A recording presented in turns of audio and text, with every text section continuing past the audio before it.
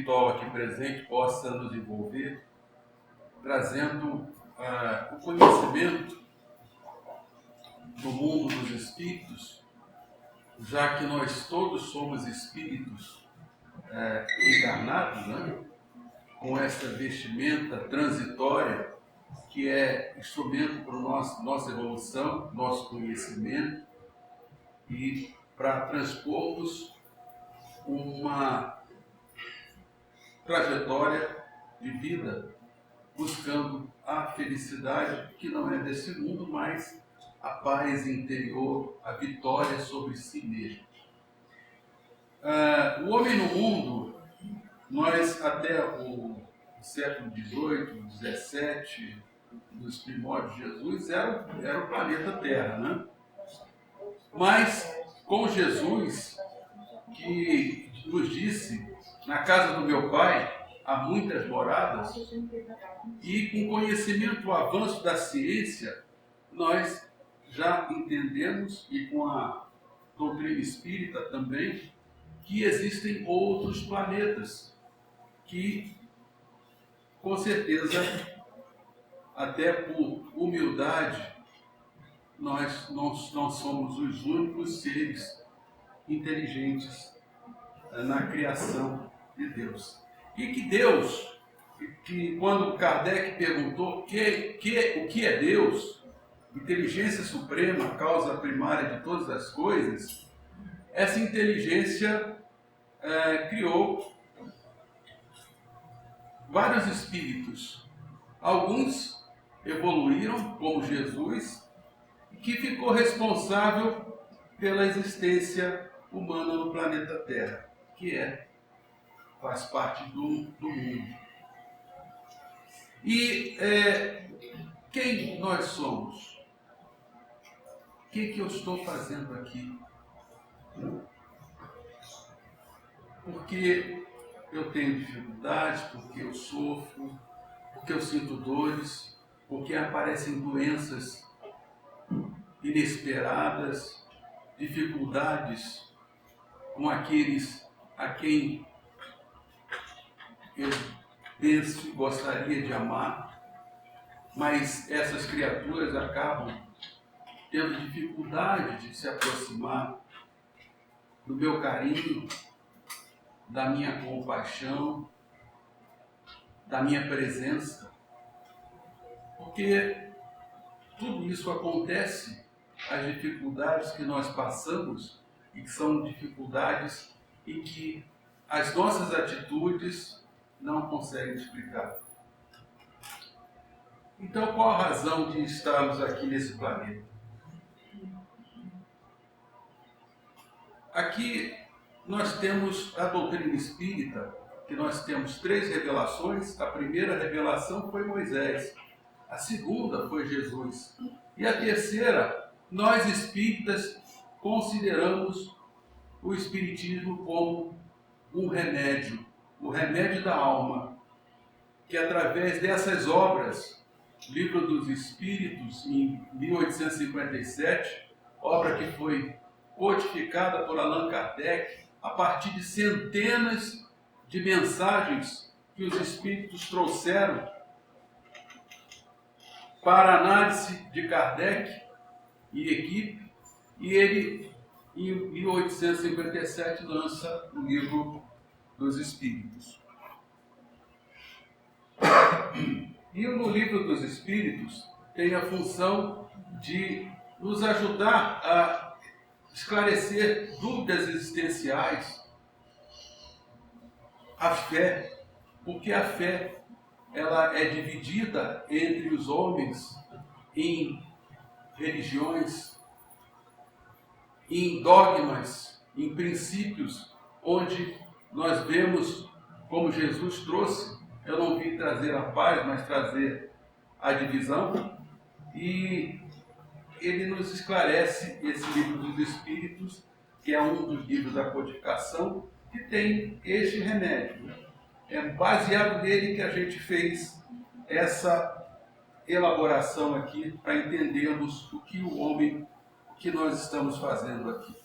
O Livro dos Médiuns, que fala sobre a comunicação com os mortos, ou comunicação com aqueles que já estão do outro lado, que muitos estão aqui entre nós, e que existem médiuns que percebem, chegaram até esta casa porque estavam vendo, ouvindo, sentindo e percebendo a presença desses espíritos, nossos irmãos, que já não têm mais o corpo físico, que habitam o corpo espiritual, mas que muitos continuam por aqui por várias funções. Uns estão para ajudar, para nos envolver com amor, outros estão para nos ensinar através das dificuldades que passamos, para que a gente consiga encontrar que existe uma transformação necessária que todos precisamos fazer.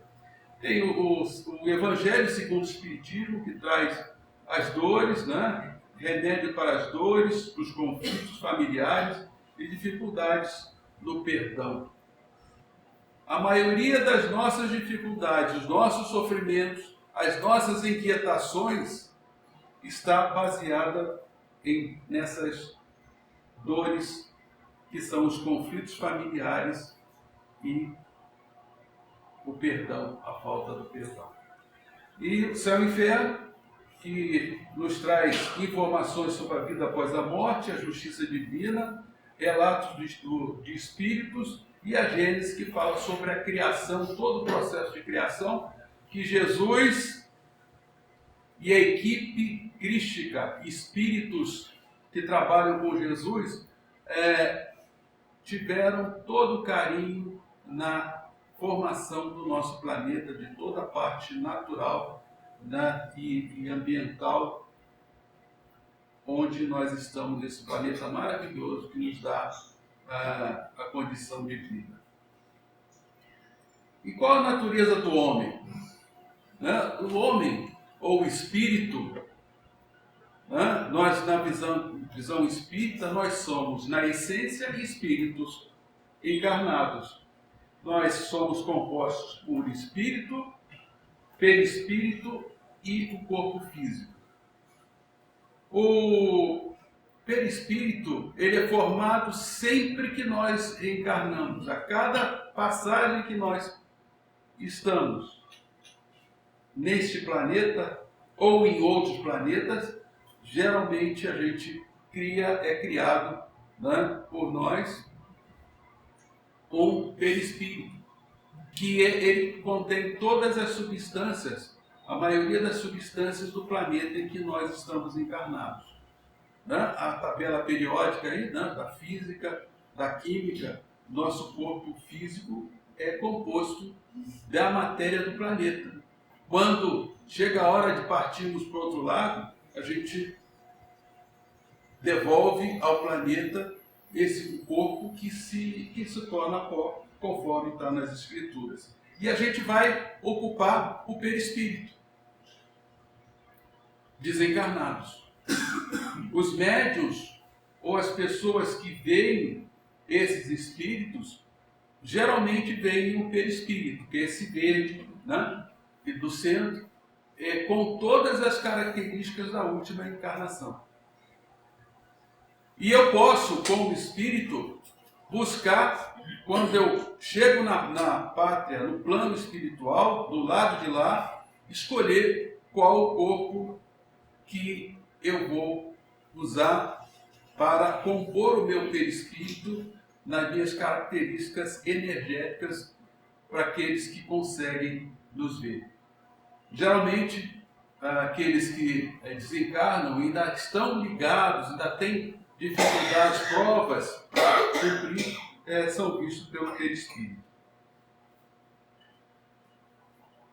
Quem é o homem? O homem encarnado. Segundo o Espiritismo, o homem é um espírito mortal, temporariamente ligado ao corpo físico, criado simples e ignorante, destinado à perfeição. Aqui a gente tem a representação da luz, que é o espírito. Quando a gente é criado simples e ignorante, e é uma centelha com o DNA divino. Deus, causa primária, inteligência suprema, nos cria como uma centelha de luz com o DNA, com as características dele. Mas simples e ignorante para que nós possamos evoluir. E nessa representação, começando daqui do vermelho, amarelo, verde, a gente vai crescendo e evoluindo. Cada encarnação, a gente tem a oportunidade de subir um degrau na escala evolutiva. Mas, para subir esse degrau, nós precisamos nos dispor de todas as vicissitudes, todos os vícios morais que nós adquirimos nesse crescimento. Como o espírito foi criado simples e ignorante, ele vai galgando, usando, errando, fazendo escolhas erradas, mas tendo a oportunidade de corrigi-la nessa vida, nessa encarnação, como em outras encarnações.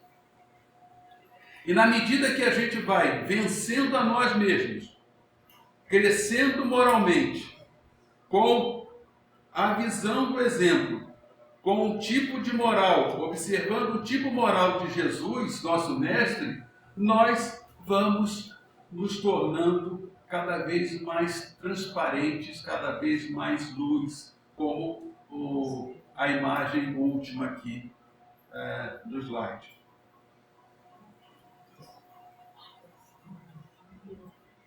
Espírito, princípio inteligente. Todos nós temos um princípio inteligente, que é o DNA, que nós falamos agora há pouco, que Deus nosso Pai, a inteligência suprema, passou para nós. Ou esse DNA, ele tem em situação latente toda a verdade, todo o poder de Deus, dessa inteligência suprema.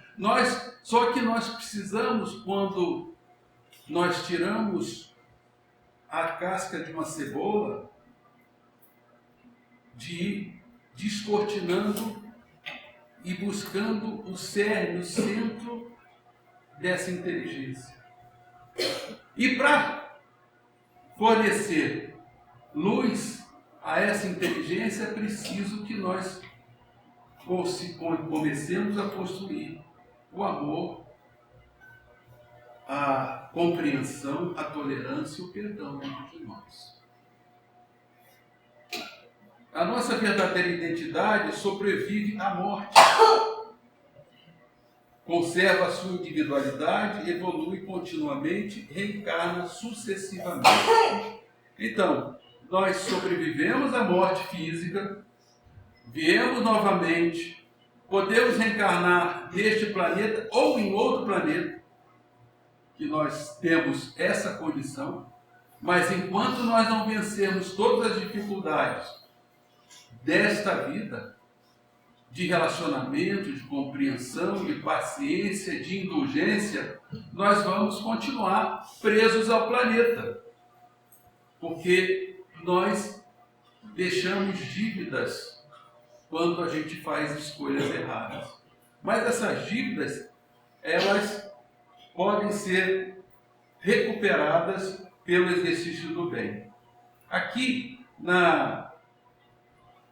no slide, a gente tem representado o homem e várias pessoas. Essas pessoas podem significar as várias vidas que esse espírito viveu no planeta, né? Ora como homem, ora como mulher, ora como negro, ora como europeu, ora como alemão, ora como sempre uma pessoa buscando se encontrar.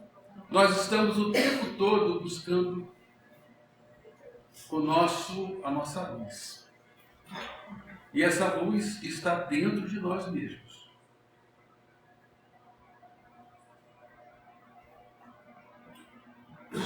Existência no planeta Terra. Por que estamos na Terra? A vida corporal tem por finalidade o aprendizado. Esse é o motivo de estarmos aqui, para aprender. E esse é uma oportunidade de nós aprendermos fazendo uma reflexão das nossas atitudes, das nossas escolhas. Progresso moral, progredir moralmente, deixar de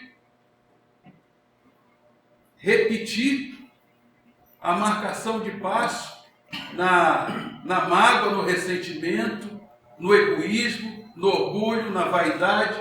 É fácil a gente enumerar, né, as imperfeições do homem, mas é mais difícil a gente conviver e enumerar as virtudes, né? O desenvolvimento intelectual, que é importante, porque o conhecimento liberta-nos, e a reparação das faltas do passado. Isso é a função, é a missão, é o objetivo de nós estarmos reencarnados aqui. E para isso, a grande importância, transformação, é aprendermos a conviver com o próximo. A nossa maior dificuldade no aprendizado, no progresso moral, no desenvolvimento e na reparação das faltas passadas é aprender a viver com o nosso semelhante. É ou não é? Quem não tem problema nessa área? Todos temos, né? O homem como escola, o mundo como escola. O mundo, para nós, é uma escola. Seria a Terra um educandário espiritual? As experiências terrestres ensinam, corrigem, fortalecem e desenvolvem virtudes. Toda dificuldade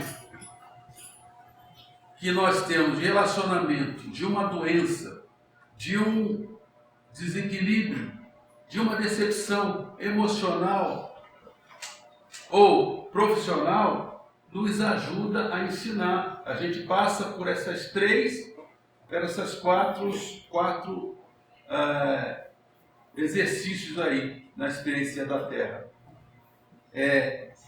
O ensinamento, a correção, o fortalecimento e o desenvolvimento de virtude. Sempre que a gente desenvolve uma virtude, que é saber ouvir, é uma virtude. Saber calar, outra virtude. Aceitar o outro como o outro está, é outra virtude. Quando a gente consegue ir fortalecendo essas virtudes, nós vamos, com certeza, desenvolvendo essa virtude e crescendo moralmente. Livre-arbítrio e responsabilidade é uma das funções nossa na existência no planeta.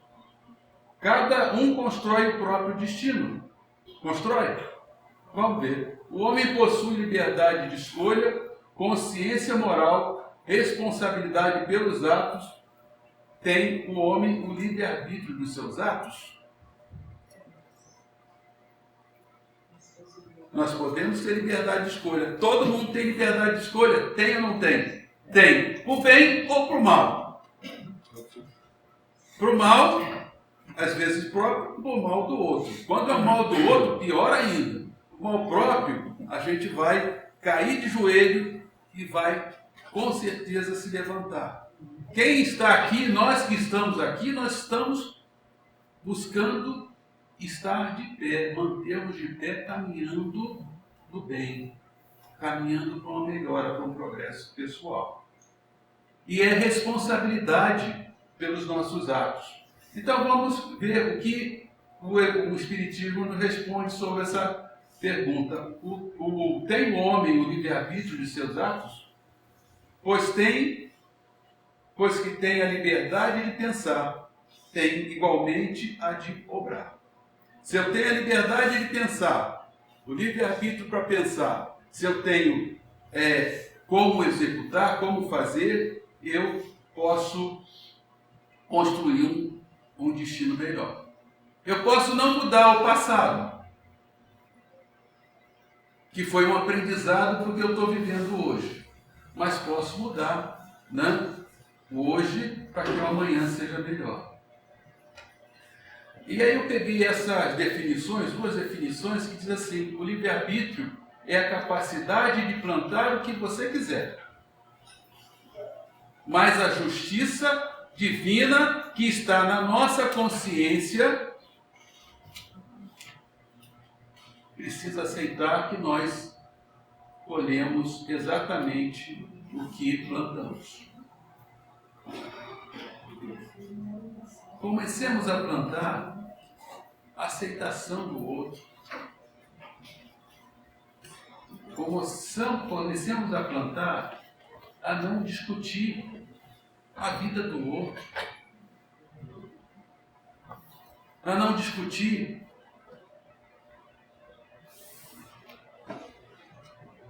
intenções, para que nós possamos estar plantando, no mínimo, não plantando uma dificuldade, um problema de relacionamento. Saibamos conhecer a si e ao outro.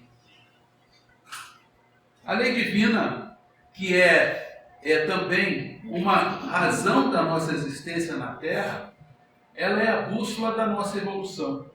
A lei de Deus está na consciência, na nossa consciência, e a consciência não é no corpo físico, não está no cérebro, está na mente. E a mente é do espírito. A cada encarnação, essa mente vai recebendo ensinamentos. E a mente, ela é a nossa consciência. Nela estão gravadas todas as leis morais de Jesus, a lei da razão.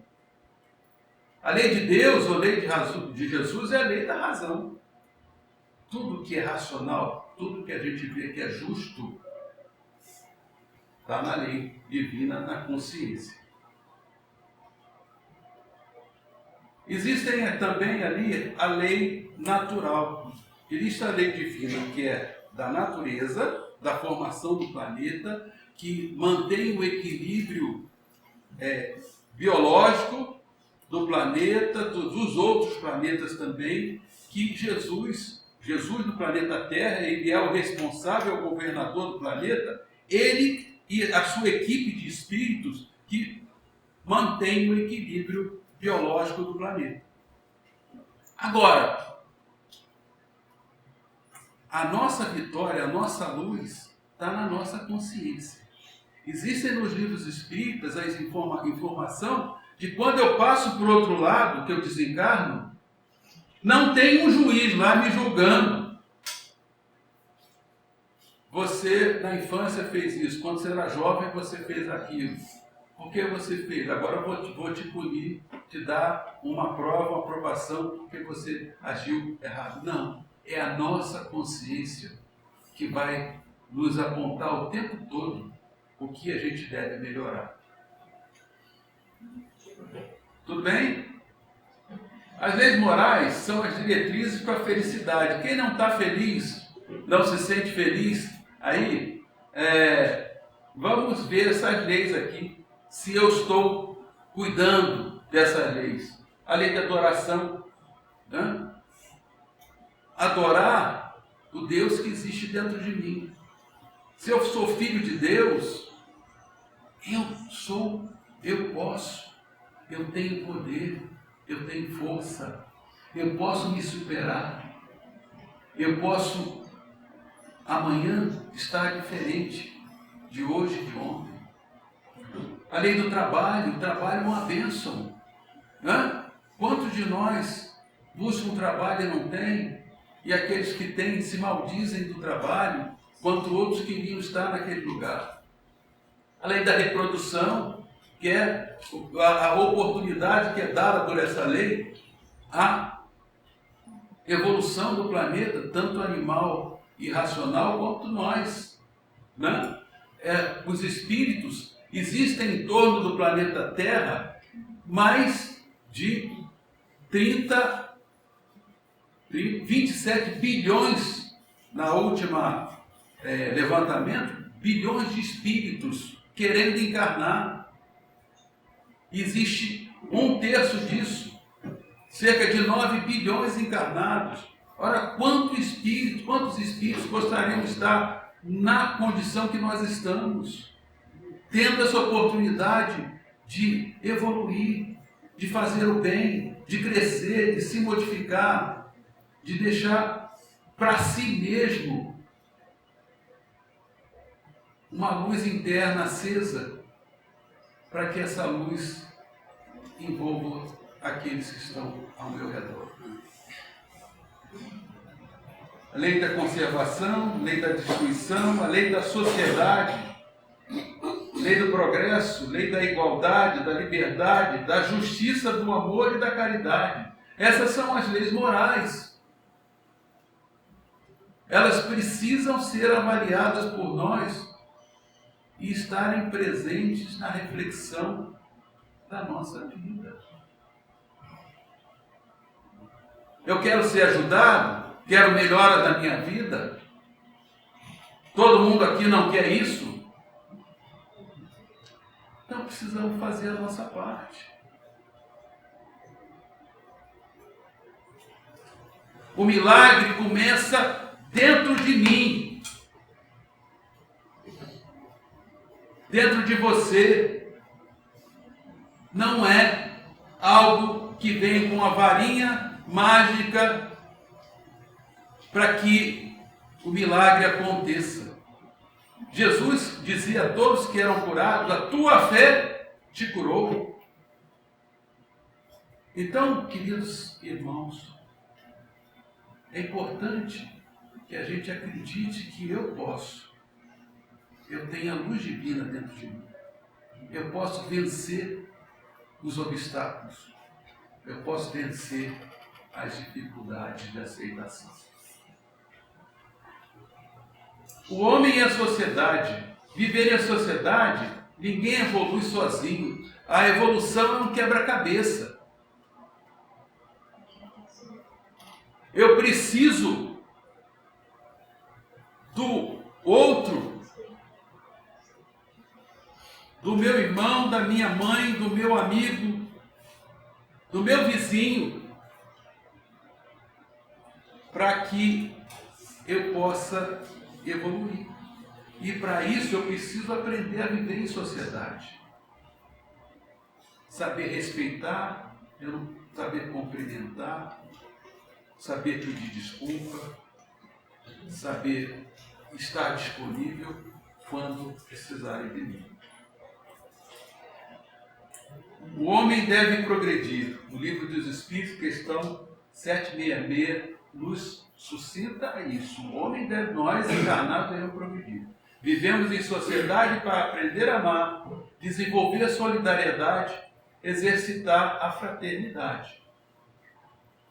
Egoísmo. Essa é uma chaga que nós estamos aqui para vencer o egoísmo. Tirar de dentro de nós esse véu escuro que impede que a luz divina brilhe dentro de nós. Kardec afirma que o egoísmo é a chaga da humanidade. Os espíritos, em vários pontos, falam sobre o Evangelho, né, e na doutrina sobre a questão do egoísmo. E as consequências do egoísta são os conflitos, as injustiças, as violências, o sofrimento coletivo. O sofrimento coletivo que a gente vive hoje não é um país querendo destruir o outro, ou um país defendendo o mal, contribuindo para o mal, seus governantes, e não pensando na população. Aqui eu tenho uma imagem pitoresca. Olha esse cidadão aí, é o repórter. Você acha que o individualismo é uma tendência crescente? E olha o que está acontecendo.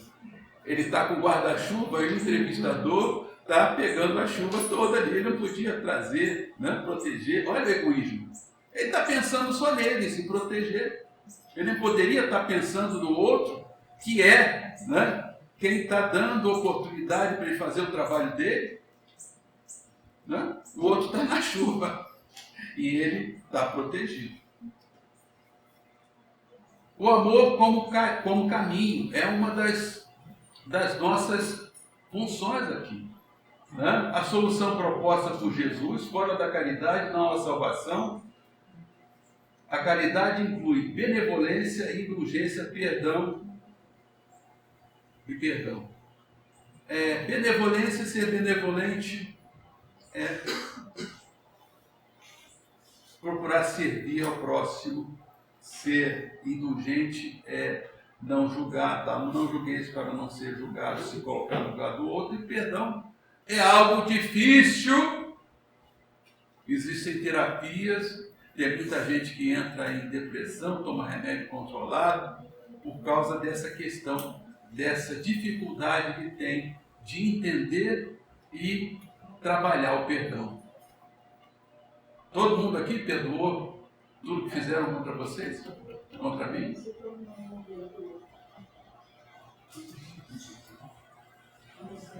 Mas não vamos nos culpar por isso. Perdão é um processo. Começa pela aceitação, começa por fazer prece, começa por ter oportunidade, se tiver a oportunidade de conversar com outra pessoa individualmente, dizer que está arrependido, se eu fui o responsável, se eu não fui, pedir desculpa a si mesmo, porque o outro pode cair a ficha. Se o outro não cair a ficha, eu já fiz a minha parte. Né? E aí, fora da caridade não há salvação, e inclui todas essas virtudes. O trabalho na visão espírita como instrumento de crescimento. O trabalho é a lei da natureza. Está no livro do Espírito, questão 674. Benefício do trabalho: desenvolvimento intelectual, disciplina, cooperação. O trabalho material é para nós adquirirmos a nossa sobreexistência, a sobrevivência física, o nosso conforto, nossa condição material. Mas existe um trabalho, que é o trabalho de servir ao próximo de qualquer forma, com amor, com humildade, que é um trabalho maravilhoso e gratificante. O salário é fantástico. Quem já teve essa experiência, tente. Quem não teve, veja que vocês não vão querer mais perder esse emprego, trabalho de ajuda ao próximo. E tem que ser disciplinado, não pode ser, amanhã vai ser jogo do Brasil. Não, eu não posso. Tem que ser disciplinado e tem que ser cooperativo. Não tem que ser do jeito que eu quero. Tem que ser do jeito que é preciso. Às vezes a gente quer trabalhar no bem, mas quer trabalhar do jeito que a gente quer. Com as pessoas que a gente acha que me agradam. Não. Nós precisamos trabalhar com todos, independente de credo, raça, de pensamento e de crítica. Às vezes a gente tem que trabalhar com pessoas que não gostam da gente, que tenham coragem de dizer na nossa cara que não gosta da gente, que não quer a nossa presença ali. Mas a gente tem a Deus, vai iluminar o nosso interior, que vê que o outro é doente quando pensa assim. Desculpe. O trabalho na visão espírita é um instrumento de crescimento, já foi, e aqui nem sempre é possível fazer o que gostamos, mas é indispensável aprender a gostar do que deve ser feito. É Richard Simonetti. Às vezes não é o que eu queria, mas eu vou aprender a gostar. Porque eu estou tendo a oportunidade de ser útil. As provas e expiações. Por que sofremos? As dificuldades podem representar resgates de débitos do passado, nós espíritas, aprendizado e fortalecimento moral. Eu trouxe esse quadro aqui que diferencia o que é prova e o que é expiação. Nós temos dúvida. Tem muito espírita aí, estudioso, que tem dúvida sobre isso. Sobre o que é prova e o que é expiação. São desafios, as provas são desafios escolhidos ou não pelos espíritos, dependendo do seu nível de consciência e de suas necessidades. Olha só, aprendizado é desafio de aprendizado escolhido ou não. A maioria das provas são escolhidas. Outras são colocadas como assim, olha, você precisa vencer, passar no segundo, passar em matemática. Você já ficou reprovado, né? O ano passado, o ano retrasado, agora não tem jeito. Se você não passar em matemática, você não vai para o segundo nível. Então, às vezes, são provas que a espiritualidade, antes da gente reencarnar, no nosso projeto de reencarnação, são colocadas como instrumentos para vencer algo que a gente, às vezes, acha que não dá conta, mas a espiritualidade sabe que a gente dá conta.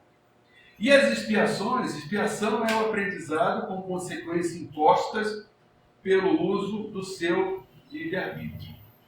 Usei mal as minhas escolhas, eu vou hoje estar convivendo com a prova, convivendo com a mulher do meu lado que é exigente. Mas se ela não fosse exigente, eu não estaria nesse caminho aqui, não é? Graças a Deus, que me colocaram como expiação a mulher exigente. Mas toda expiação, quando ela é recebida com simplicidade, com humildade, ela se torna uma prova. Porque a gente vence essa dificuldade e a gente se sente bem em ter vencido algo que eu achava que não dava conta. Não é? Então vamos agradecer sempre as dificuldades que se apresentam na vida da gente como uma oportunidade da gente crescer, da gente superar, da gente se sentir mais forte, mais iluminado, mais feliz.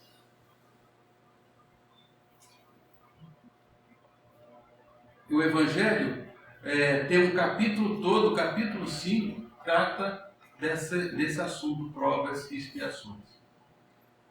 A reencarnação, oportunidade de progresso, reencarnação explica diferenças humanas, aptidões, dores físicas e da alma, e justiça, a justiça divina.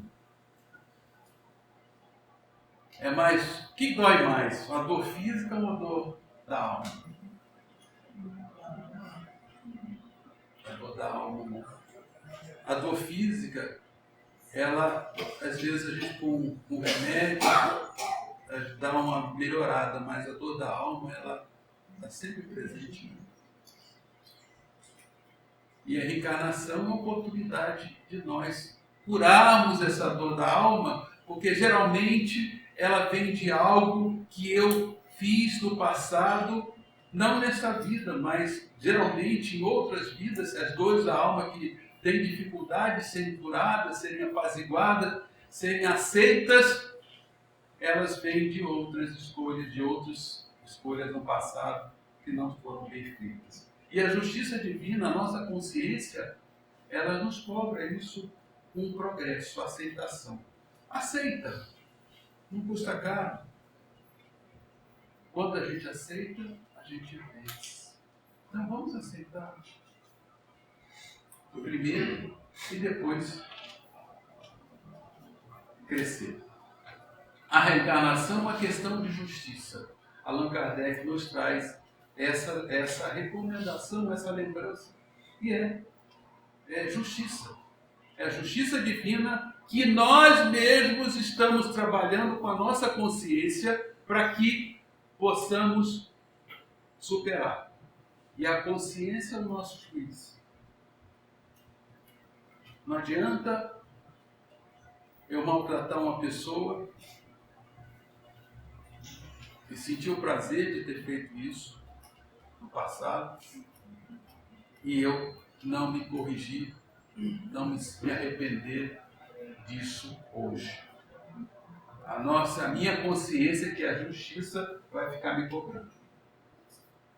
O homem e a família é o primeiro núcleo educativo, porque nós estamos reunidos em família. Porque a família ainda não se desestruturou e não vão conseguir desestruturar a família. Por isso, porque aqui estão 5 componentes de uma família linda, onde a gente já vê o menininho olhando para a menina com um olharzinho de ciúme do carinho do pai. Eu estou só interpretando, gente, para poder ficar mais claro para nós. Né? Eu não estou julgando, nem quero julgar a criança, mas veja, é natural. Pode ser que se esse pai, se essa família não cuidar da relação de amor entre essa menina e esse menino, entre os filhos, surja uma questão de diferença entre eles. Uma questão de dissolução, de tristeza e de sofrimento, de dor na alma de um desses componentes. Então a família é o primeiro núcleo de evolução do espírito encarnado na Terra. O homem e os bens materiais, o uso dos responsáveis dos recursos. O espírito não condena a riqueza. O espiritismo não condena a riqueza. Né? Trabalhou, cresceu, se esforçou, os bens materiais são para ser utilizados. E até o supérfluo, né? O excesso ser utilizado para ajudar o próximo. Não aprova, o espiritismo não aprova o apego aos bens, o egoísmo, o mau uso dos bens. E Jesus dá um exemplo disso. Chegou alguém muito rico, um rapaz, eu não me lembro qual foi a passagem, mas ele disse assim: mestre, eu quero segui-lo. Eu quero que a boa nova, que é o evangelho quer dizer boa nova. A boa nova de Jesus, ele achou tão maravilhosa os ensinamentos de Jesus que ele queria seguir. Mas eu tenho bens. Ele disse assim: então vá, venda seus bens e siga-me. Jesus está esperando o rapaz até hoje. Então é difícil a gente se livrar dos bens materiais, né? Mas é uma necessidade. Valorize as pessoas acima de bens materiais. As coisas materiais ficam na terra. Já as pessoas vão embora desse mundo e só resta a saudade. Como dizia minha avó, eu cheguei nu e saí pelado. Né? A gente chega sem nada de material e volta sem nada de material. O homem e... Já vou o encerramento, viu, meu irmão? O homem e a morte. A morte não existe. Para nós, espíritas, a morte na visão espírita, o homem, a morte não existe. Ocorre apenas a desencarnação, retorno ao mundo espiritual. A alma não morre. Está no livro dos Espíritos. Porque a alma, espírito encarnado, a alma leva consigo, o espírito quando desencarna, quando morre, leva consigo o seu perispírito. Tá? E aqui, ó, tem eu acho que é para encerrar, tem uma historinha aqui do homem que enganou a morte. Você já sabe dessa? O homem fez uma oração, entrou em contato com os maus espíritos, toda a falange do mal, e a falange do mal existe, gente.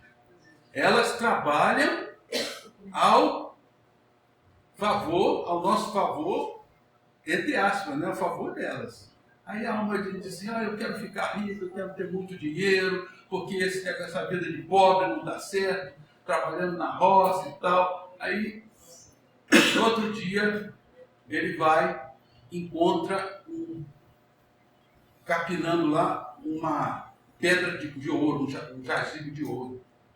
E aí ele pega aquele ouro e vai pegando mais e foi ficando rico, fazendas, né, muito dinheiro, posses, né, e não sabia mais onde botar dinheiro. Eu ia até, se o Zé Luiz, a gente podia até pedir a ele dinheiro para ajudar na construção aqui na obra. Né? E aí, só que a alma, né, a morte, diz para ele, olha, tudo bem, você vai ter 10 anos de prosperidade. Mas depois, no 11º dia, no primeiro dia depois dos 10 anos, eu venho me buscar. Venho me buscar, vou te levar, você vai morrer na hora, desencarnar na hora, e eu vou levar você a alma comigo. Você vai ser meu. Vai ser... Ele disse, não, a gente fez uma conta assim, 10 anos para eu pensar em como ganhar dinheiro e pensar como enganar essa alma aí, essa morte. Aí passaram os 10 anos, ele disse assim, faltando 2 dias, compadre, o que eu faço, compadre? Está chegando o dia, já tem 10 anos, né? Vai calhar no dia da festa de aniversário lá da sua mãe, você vai dar uma festa, era um forró lá na fazenda do compadre dele. Aí ele disse assim, já sei. Compadre, você tem uma roupa da sua mãe aí, da sua avó e tal, da sua mãe? Daqui aí botou um lenço, botou uma saia, né? se pintou lá, e foi lá, ficou lá no cantinho sentado. Se essa morte aparecer, ela não vai me conhecer. A morte veio, o forró estava subindo poeira. Rapaz, eu fui confiar na minha astúcia, ele me enganou. Olha só, já procurei em tudo quanto é lugar, na casa dele, na festa do compadre aqui, eu não vejo ele. Me enganou. Mas para não perder a viagem, vou levar aquela velhinha que está escondida ali no canto. Então, queridos irmãos, não adianta a gente tentar, nessa metáfora aí, nessa historinha, a gente achar que a morte não vai chegar. A morte chega. E a gente não sabe se chega hoje, se chega amanhã, se chega daqui a 10 anos. Então, vamos procurar cultivar no nosso jardim do coração, da nossa existência na vida, virtudes, entendimento, paciência conosco, com a gente mesmo. Sabendo ouvir, sabendo falar, não julgando, para que quando chegar a hora, e todos nós temos a nossa hora, a gente chegue do outro lado, faça a viagem para o outro lado e tenha como agradecer. Sim, graça. A gente tenha como agradecer, não ao Deus, inteligência suprema, causa primária de todas as coisas, mas o DNA, o Deus que está dentro de mim, por ter vencido, por ter, como uma lâmpada, nascido fraquinha, e na medida que vai passando o tempo, ela vai se encandecendo, e daqui a pouco ela está me iluminando aqueles que estão ao meu redor. Que Jesus nos abençoe. Muito obrigado pela atenção.